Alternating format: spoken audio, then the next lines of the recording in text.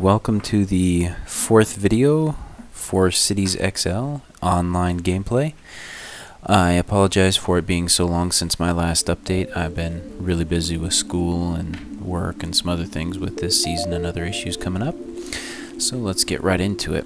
And I want to start with mostly what the updates have been to the game. And you'll see one here when we click to actually load into my city here.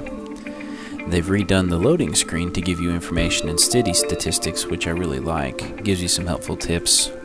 Not much, but hey. But it's nice to know information about the city you're joining instead of just the default Cities XL handshake loading screen. Some of the other updates are when you first launch the game and you connect in, it will give you the option to play online or play solo before you even get into the game. I like that. It's a subtle change, but it does mean you get to join specifically to the one you want, so there's less menus and less confusion. One of the other updates that's hit is mass transit. I haven't really tinkered with it much yet. I'm saving that for another video, but you can see up here they've added information about mass transit. And in the build menus down here, you can now build bus depots and bus companies and all that good stuff. So mass transit has arrived, which is very good. So far it's only buses. I'm sure they'll add rail and some other things eventually, but for now it's just buses. And the fact that they've put that update in is very nice, and I like that a lot. They've also done an update for Christmas here. So there's Christmas lights around the city, and there's sometimes you'll see a car that's Santa and Rudolph driving through the city. That update's pretty nice. I enjoy that a lot.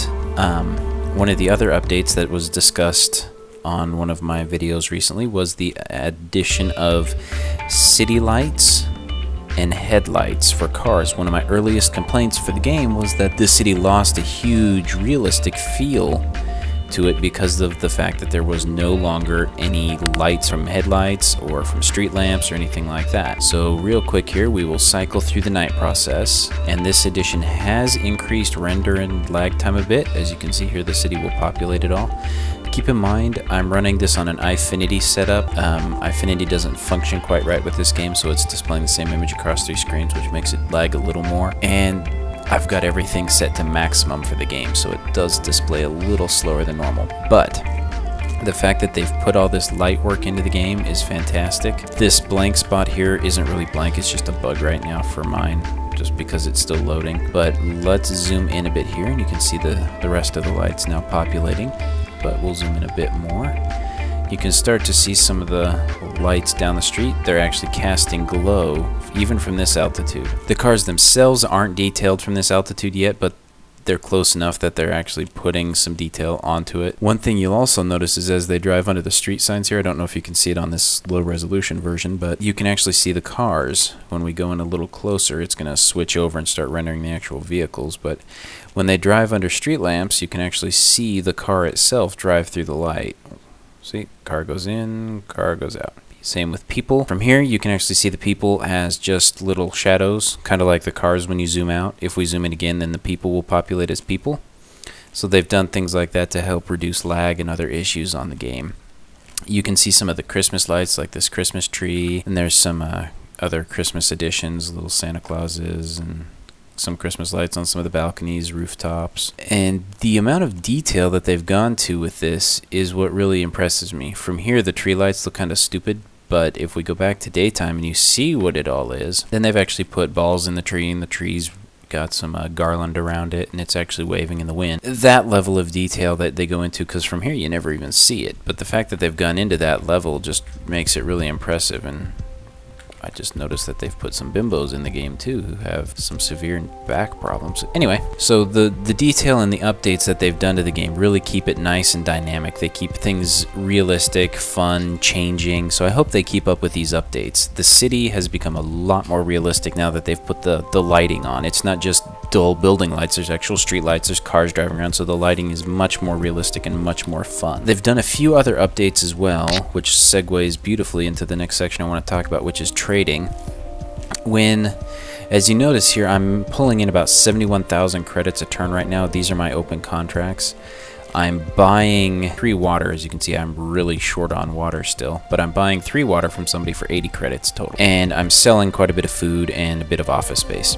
Now, the best change they've done. When I first did this original video for the third one, I made a trade because I needed water. No one was selling a 1 token, a 2 token, 3 tokens, or even 4 tokens. The only available tokens was 5.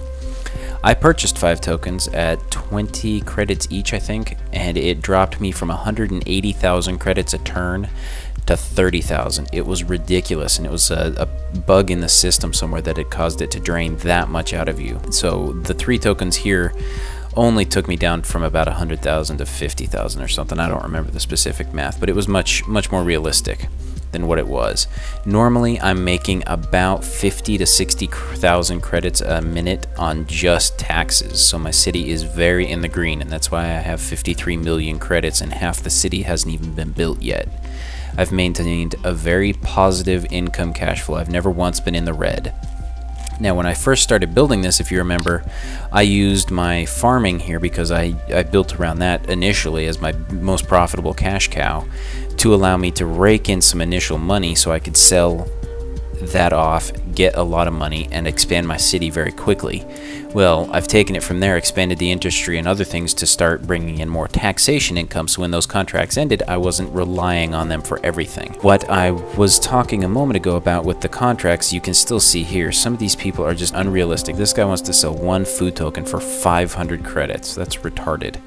Right now, the average seems to be about 30 credits here. This guy is going to sell 5 at 37 each, so that's pretty pricey.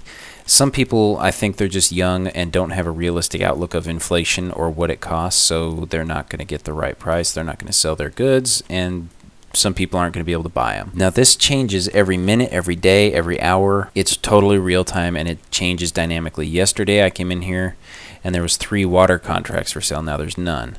I looked in manufacturing because I wanted to buy one just for some reason, and there were none for sale, whereas now this guy is selling a whole lot of them, but he's only selling 10 contracts, so it's ridiculous. What you also must be mindful of is your city's needs. When I came in yesterday, I only needed 2 water contracts instead of 3, so it's changed overnight because my city's expanded a little bit when I logged in, that now I need an extra one. So same with farm. As more people move into your cities, they require more food.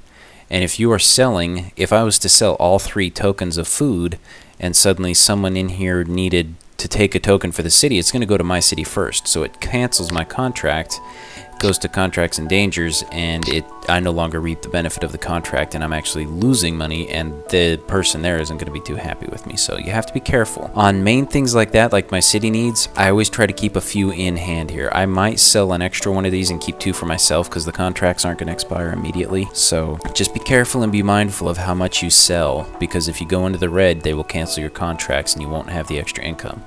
That ties into you relying on using these for your main source of income, so you need to be very careful with that. What you also can do to alleviate some of these issues in dealing with these is if you build another city, you can trade between your 2 cities. So you put the token out there, and you come into your other city and go in and you purchase the token. The only downside to this is someone else can grab that token before you can switch cities or anything like that, so it can be annoying.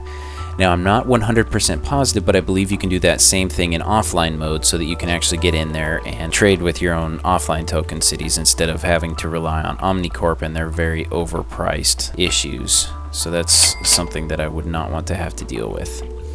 This is another update they did. It's a small Christmas market. You can see a little Santa Claus there and things like that. This actually wasn't in my city when I didn't build that. It just appeared last time I loaded up, and I've got a couple of them scattered around the city.